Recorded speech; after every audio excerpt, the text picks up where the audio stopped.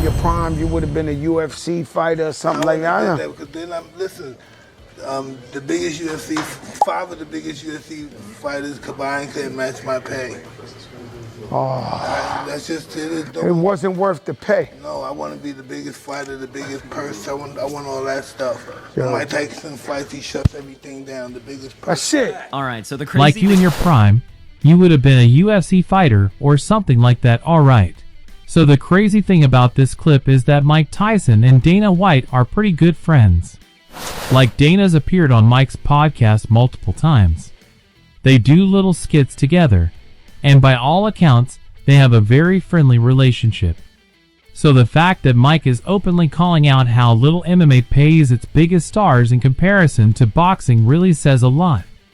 And although I'm sure Mike didn't mean this as a personal attack, another prominent boxing figure did go on the offensive at Dana this week in the form of Eddie Hearn, who called him out for his unfair business practices. This is not the first, nor will it be the last time that a boxing promoter or even just a pro boxer has called out Dana for being a cheapskate, but I think it's for sure one of the most articulate and comprehensive breakdowns as to why Dana is going to have a very tough time transitioning into boxing. And whether it be Mike Tyson or Eddie Hearn or Oscar de la Hoya, all of these boxing figures agree that what Dana is doing in MMA is not going to fly in their world. And yeah, in this video, I'm going to be talking about all this and more. Let's go back to what Mike was saying. I really think that this was a crazy thing for him to air out given his friendship with Dana. But I do admire him for keeping it real.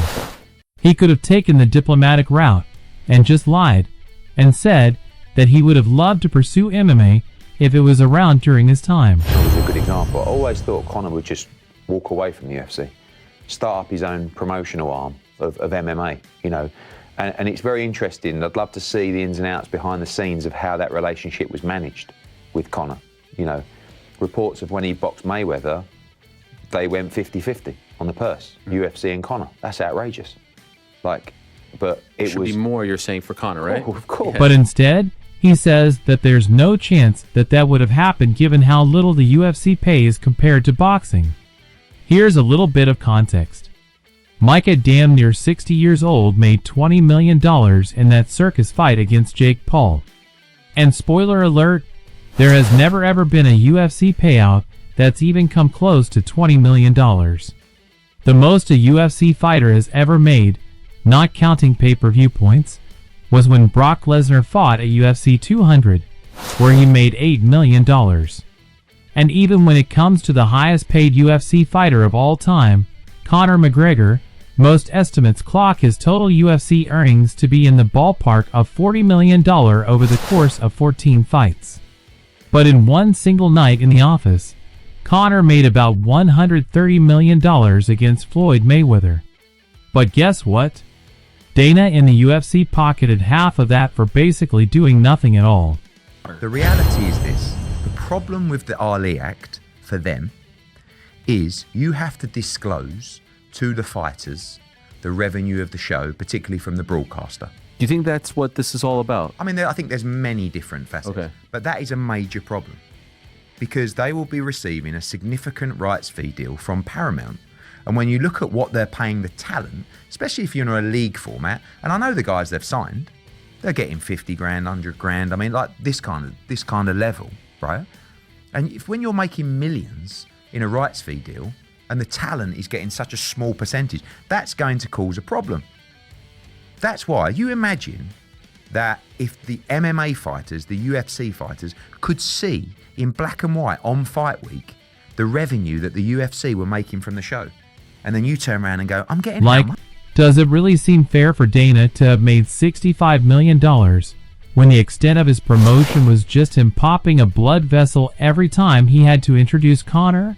And let me tell you, this 50% __ might seem generous when it comes to Dana's standards, but there is no way he's going to pull actual top-level talent with that revenue split when he starts Zuffa Boxing in 2026. This guy's been paying UFC fighters 16% of the company's revenue for 3 decades now.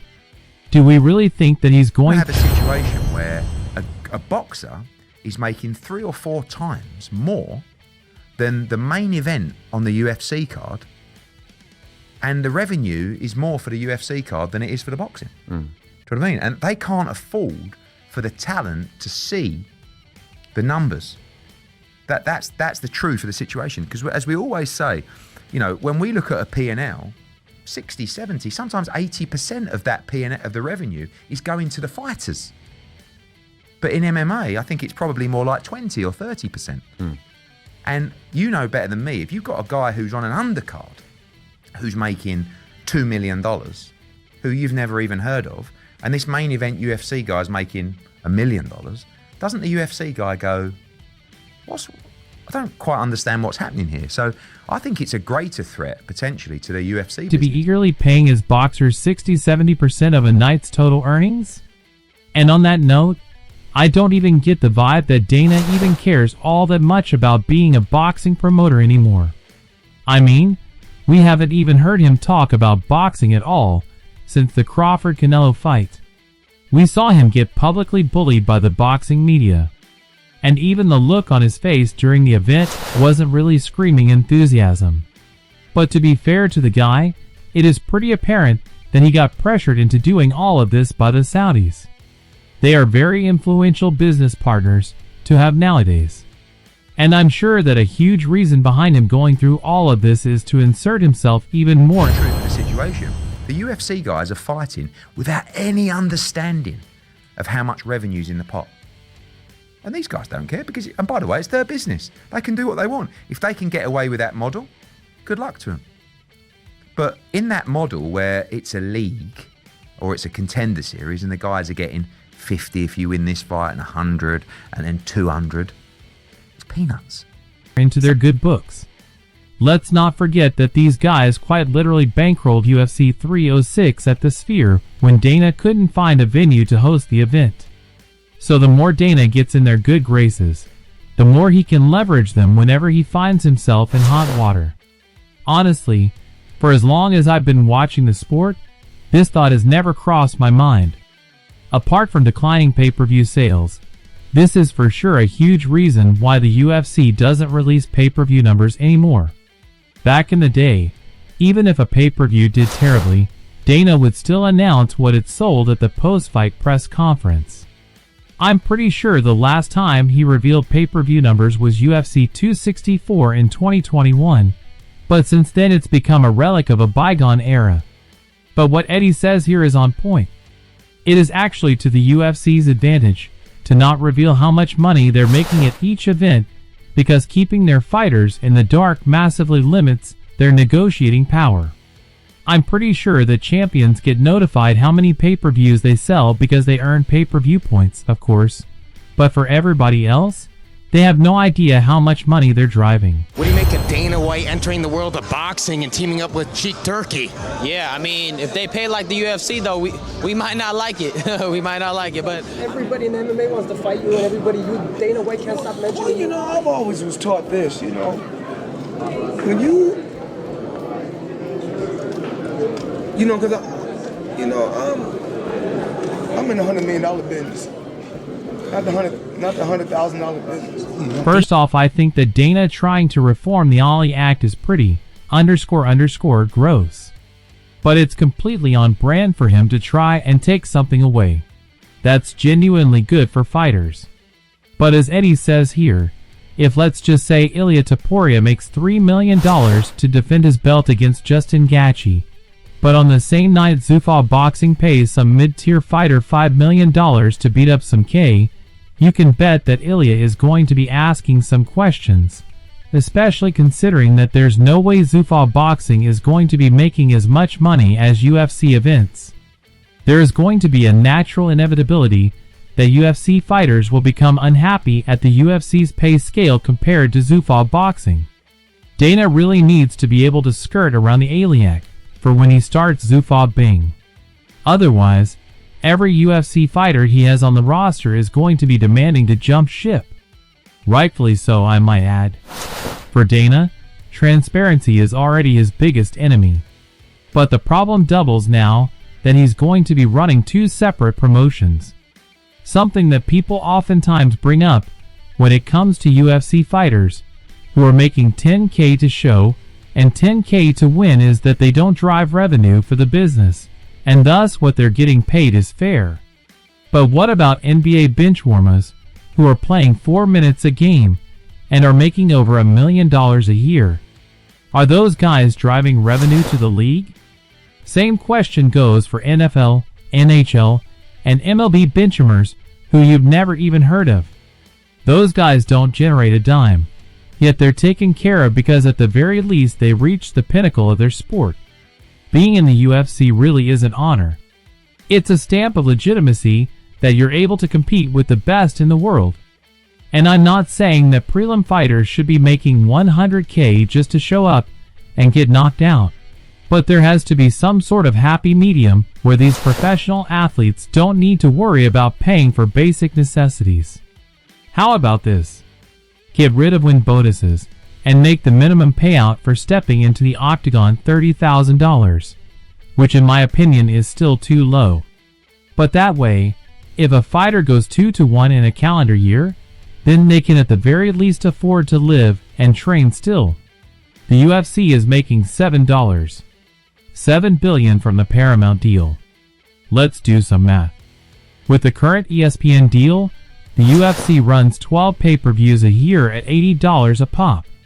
And let's just say hypothetically all 12 pay-per-views sold 1 million buys. That would be $960 million, which is obviously a lot of money, but that's not even close to $7 billion. The UFC would only crack $7 billion if they sold 1 million pay-per-views for the next 97 events. Do not tell me that they can't afford to pay every single one of their fighters a living wage. Dana knows that the only way he can have any real shot at being a big success in boxing is to avoid the rules that are there in order to protect the fighters, which is why he's trying to reform the Ali Act. He's already tried to get into boxing before, and quit before he even started because he realized that unlike the UFC, he can't go around blatantly taking advantage of people. This guy is literally Mr. Krabs. His success is built off of exploiting the passion of his employees. Of course, we've already seen a number of UFC fighters make the transition to boxing in order to chase the bag. But I really do think that this is only the beginning. As more fighters start to pursue their own best interests, it's only going to become more obvious that any UFC fighter that has a name can make more money if they just take that leap of faith. Guys like Darren Till and Mike Perry, who were never really the cream of the crop when it comes to MMA, have both stated that they're making way more money in boxing than they ever did in MMA. And I promise you, that hasn't fallen on deaf ears to guys in the UFC. And unfortunately for Dana, it's a lot harder to implement monopolistic business practices in a sport that's over 5,000 years old. He's been able to control MMA because he was the first guy to do it, at least in the West. But as more UFC fighters start to wake up and realize that there are greener pastures elsewhere, the UFC might soon become a feeder organization to boxing. Hey, at least he has power slap. Anyways, that's the video for today. Definitely let me know your thoughts on what the boxing world has said about Dana White. Do you think Dana can go toe-to-toe with Eddie Hearn, and which MMA fighter would you like to see make the jump to boxing? As always, if you liked the video, then like the video. And if you haven't subscribed to the channel yet, please do so. I appreciate you for watching, and I'll see you on the next one. Bye! Thanks for the question, John, about footballers' pay compared to UFC fighters' pay. I think that I wouldn't want to say that footballers should get paid less because we'd all take the money if we could, but I think that UFC fighters, especially at the top level, should get paid more. That's my opinion.